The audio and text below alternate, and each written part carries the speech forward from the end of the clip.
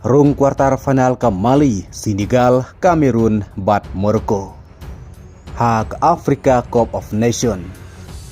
Hadin baka Senegal ke laban penlimno ya ke Sudan, ke Mali ya ke Tunisia, ke Morocco ya ke Tanzania, ke Kamerun ya ke South Africa ha ke round 16. Bat napdeng jung kine kibra limno ha ke round 16 ke Tunisia bar ke South Africa kideki ar tali kiri la yorung sya ke World Cup ar hajar ar punriu. Ha ke bahaga kuartar final ke Mali kan sekun persya ke Senegal, ke Morocco persya ke Kamerun ha ke kendai bat sipoterik mentau benai Januari.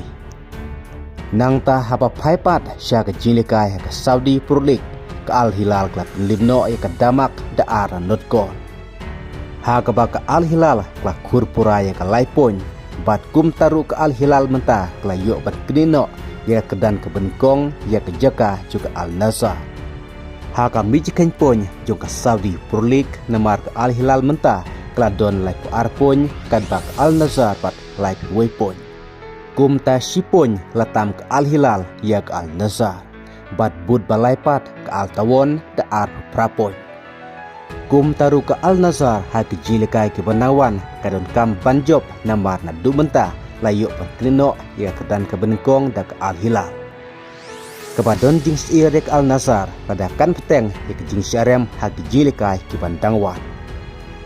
Kadba haba paipat sya ke jilikai ha ke La Liga ke Real Madrid ke la penlimno ya ke Real Betis da san na wikol kataru klem ke jingdon lang jung Kylian Mbappe.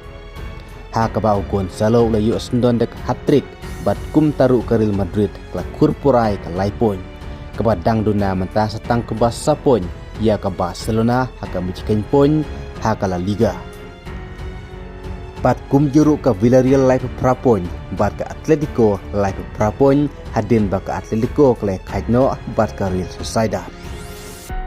Ki jingir kai mentah kamit ha ke round 16 juga Africa Cup of Nation kidai ke Egypt persya ke Benin, ke Nigeria persya ke Mozambik, ke Algeria persya ke Democratic Republic of Congo, ke Ivory Coast persya ke Burkina Faso. Kublai sibot.